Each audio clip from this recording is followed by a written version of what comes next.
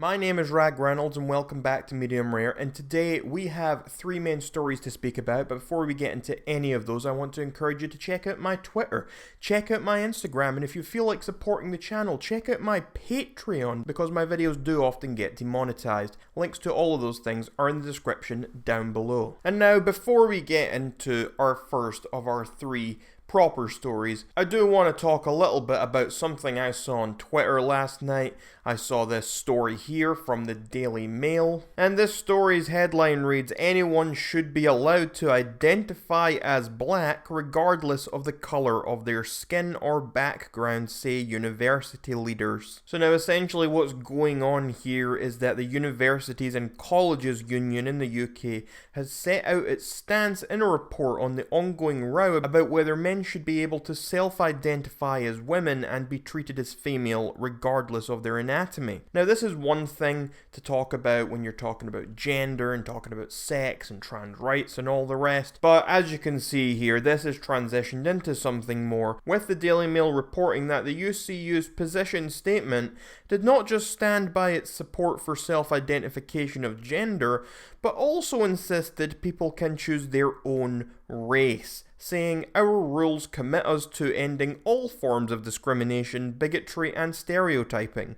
UCU has a long history of enabling members to self-identify, whether that is being black, disabled, LGBT+, or women." And if you ask me, this whole thing is ridiculous. It is bizarre. How can someone choose to identify as black if they are not black? How can someone choose to identify as disabled if they are not disabled? Okay, I can understand the whole gender thing. People genuinely have gender dysphoria. People feel different in their bodies. They're not comfortable. There's a whole medical reason for that. That whole thing exists. That is perfectly understandable. You can identify how you want, okay? But when you literally start saying that, yes, I am black, despite being clearly white, there's something wrong going on there. Same goes with whether it's being disabled and saying, "Oh, I'm disabled," even though you're clearly not disabled. There are issues here, and honestly, I find it bizarre. Anyway, that wasn't a real story for today. I found that really bizarre when I saw that on Twitter, and I just thought I wanted to talk about that when I made this video. But now we're going to get into our real first story, and what we're talking about first up is YouTube and Coppa. Now, if you are not aware, there is a big thing going on right now. I haven't made any videos the last couple of weeks, so I haven't had a chance to talk about this yet, but essentially, YouTube are now putting out new guidelines, are now enforcing policies in relation to Coppa. Now, if you don't know what Coppa is, essentially Coppa is a law that is in place. The FTC enforces it, and this law makes it so that anyone under the age of 13 cannot have data collected on them on online websites. That is why, for example, to sign up for a Facebook account, you must be 13 years old. But what's happening recently is that YouTube is finally actually being targeted specifically by the FTC. The FTC came out because they have realized that YouTube has a lot of creators on it. There are a lot of YouTube channels that are geared towards children, people under the age of 13. A lot of this stuff is geared towards that, and when it comes to stuff like advertising, if you've got children watching videos that have ads on them, advertisers will start to collect data on these children. The whole system will start to collect this data, which violates Coppa, because children are not allowed to have data collected on them while they're under 13. So what's happening at the moment is YouTube have started rolling out a new system wherein creators have to specifically designate and make it clear if their videos are intended to target children. If your video is a video that is intended for kids, you have to mark that. Now, there is a way to mass mark your entire channel. You can go in and do that on the Creator Studio. That's what I just did the other day. You can go in and set your entire channel to be marked for fully adults or for fully kids. Now, I don't make kids content, so personally, I would hope that this doesn't affect me, but there are a lot of people that this is going to affect that you might not have expected it to, and it's because it's not just about what is actually targeted at kids. These rules and regulations also apply to what is appealing to kids. So for example, if you are a channel that does cartoon animations, It doesn't matter if you are specifically targeting kids or not, cartoons are classified by the FTC as something that appeals to children. And I can understand that to an extent. I mean, you see stuff like Family Guy, obviously not a kids show, but kids are very drawn to animated characters, so I can understand it to an extent. However, I do think it's unfair to then punish a creator on YouTube for that. And in a minute I will get on to why this is a punishment to have your content marked as for children. But the animation thing is a big one. I mean, for example, if I was to replace myself with a talking character of myself, just a little animation telling you all the same stuff, that could technically be seen as a video that appeals to children because it has an animation in it, it has an animated drawn character. And this is the type of thing that the FTC will look at. The terms here that have been set out and the words and the phrasing to say what is and what is not suitable for children or directed at children is very vague. There is no 100% guaranteed guideline. And this is partly why YouTube themselves have been actually putting out statements. They put out a video saying that YouTubers themselves, creators themselves, are going to be the ones choosing if the content is geared towards children or not. They say there are cases where they will override your rule and they will change it if they think it is the opposite way. But in general, it's going to be creators choosing for themselves. And that's a huge thing. I mean, that would be kind of like if we were allowed to choose whether or not our content was advertiser friendly or not. YouTube doesn't let us choose that. They just do it on their own. They've got a machine that does that. They've got an AI to deal with that.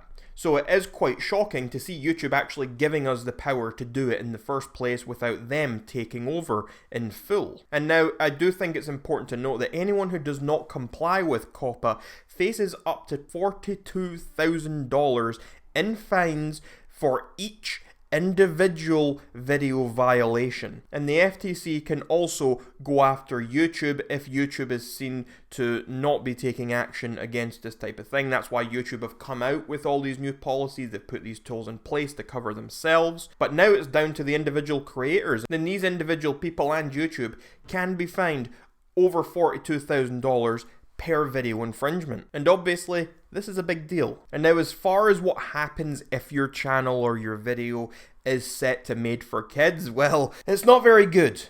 Because what it means is you lose out on a bunch of features. YouTube have said that if you set a video or live stream as made for kids starting in January, you will lose out on the following features: personal advertising, comments, channel branding watermark, a donate button, cards or end screens, live chat or live chat donations, notification bell, playback in the mini player, super chat or super stickers, and save to playlist. This essentially means that videos that are created or deemed as created and intended for children will lose out on pretty much all revenue in the first place that they would have been getting from advertising. They will also lose out on all money that they could receive from fans donating money to them. They will lose out on comments. They will lose out on videos appearing in playlists, such as favorite playlists and all the rest of it. Overall, it just doesn't seem to be a good business move anymore to create a kids-orientated YouTube channel. Anyway, this whole thing is quite frightening. It's quite unnerving because who knows how this is going to end up. I think there is maybe a lot to worry about here, considering YouTube's previous track record with stuff like restricting ads and just their lack of transparency all around. I do think we should maybe give it a little bit of time before we jump on the whole, oh my god, it's the end of YouTube or anything like that, like some people like to do. But all we can do is wait and see what happens from here. But I would love to know what you think about all of this. Please let me know in those comments down below. And now our next story is something much more serious, and this is about Prince Andrew and his connection to Jeffrey Epstein. Now, just to recap, if you're not quite aware of who Jeffrey Epstein is, just a little summary here for you. Jeffrey Epstein was a very rich financier who in the past had a lot of different allegations come out against him in relation to sex trafficking and also running undesirable little rings. And for a long time it was suspected and known that there were some illegal doings on his private island. In 2008, Jeffrey Epstein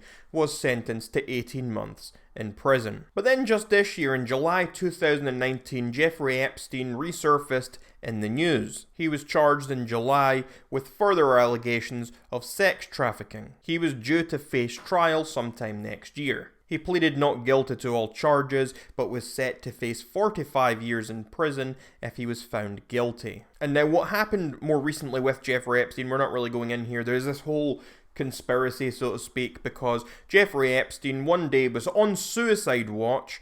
A couple of cameras malfunctioned around his cell, and he was then found dead. Apparently, he had hung himself. The whole situation was very fishy, and a lot of people are not buying it, even still to this day. Many people do not believe that this man actually killed himself. Most people believe that there was some foul play here. Anyway, what's important to note here is that Jeffrey Epstein is a man who had connections to lots of very powerful people. Lots of rich people, lots of politicians, and even members of the royal family, which is what we're talking about today, because Jeffrey Epstein had connections to Prince Andrew of the UK's royal family. He has been pictured with Epstein many times and has admitted to having a friendship in the past with Jeffrey Epstein. One of the more shocking things to come out about all this in relation to Prince Andrew was in relation to an alleged victim named Virginia Roberts, who is now known as Virginia Giuffre,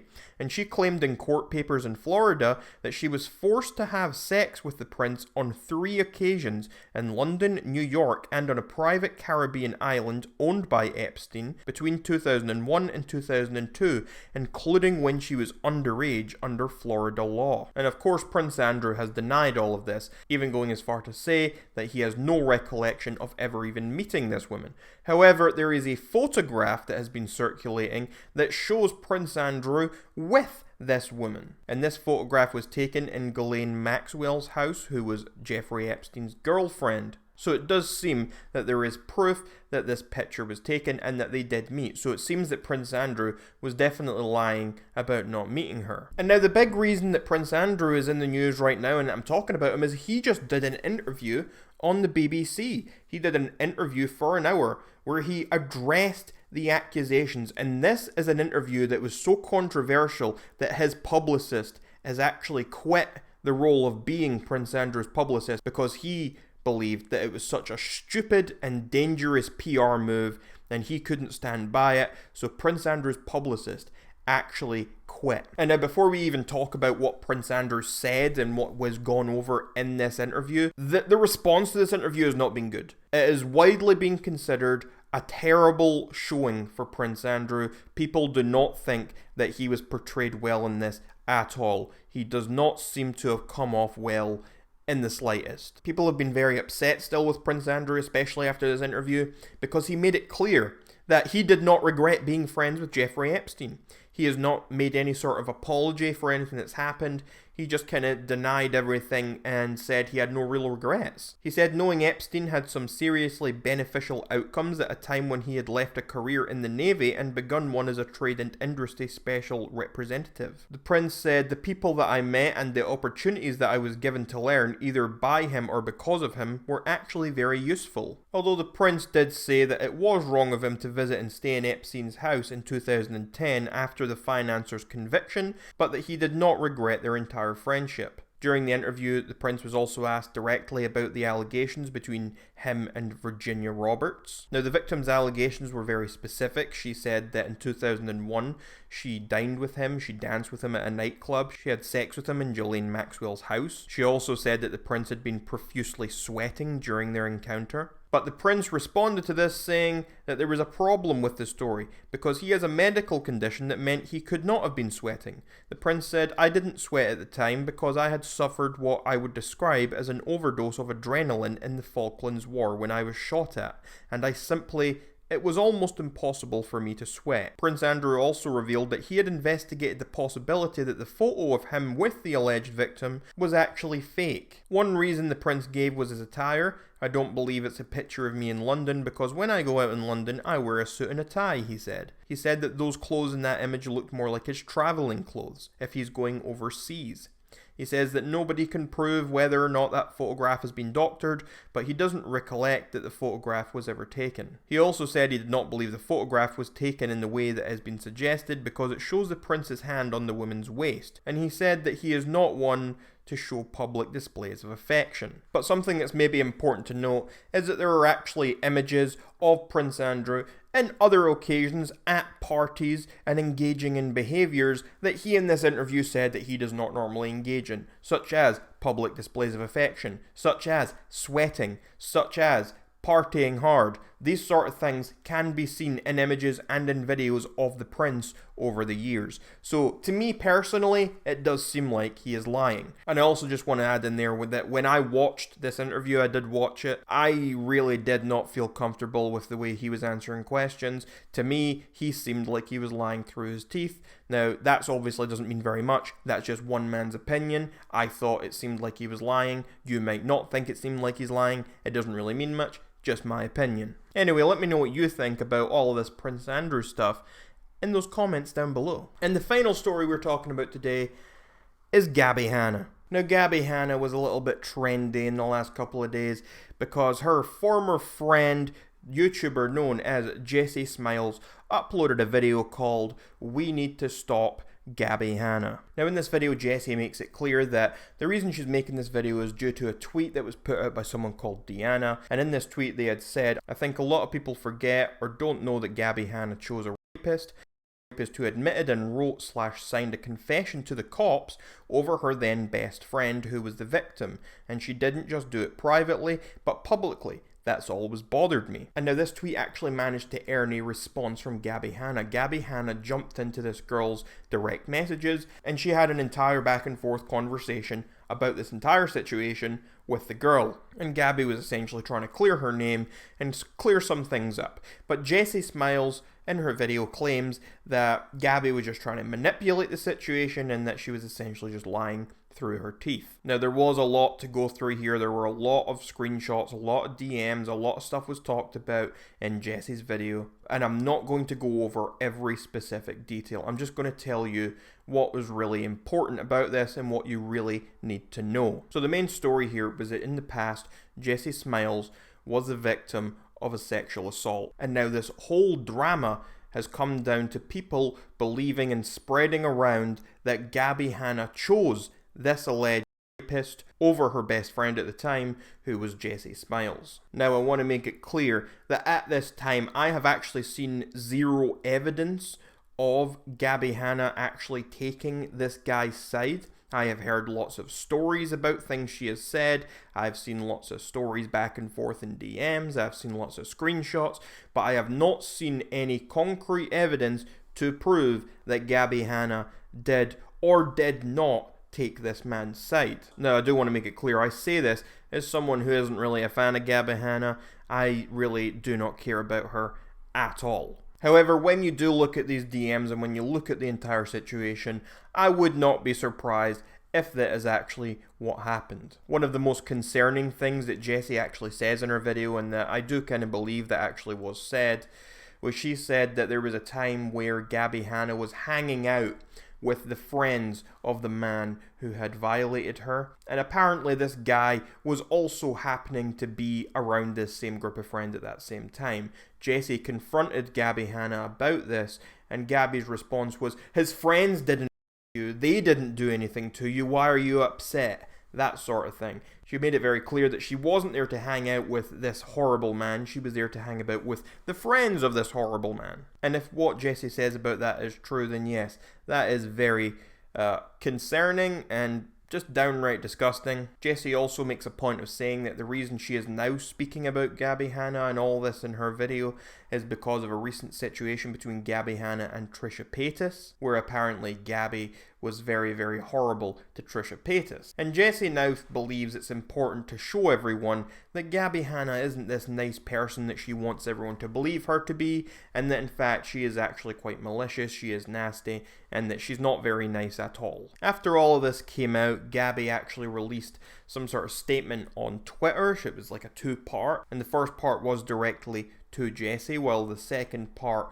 was to the girl who she had DM'd in the first place, Deanna. As far as the part regarding Jessie, she said, "I have not ever publicly defended or collaborated with Curtis Lepore." She goes on to talk about how Jessie was very publicly her best friend and about how they had a falling out but it was unrelated. And we eventually get onto the point where she says, "I from the very bottom of my heart don't remember saying, well, his friends didn't you.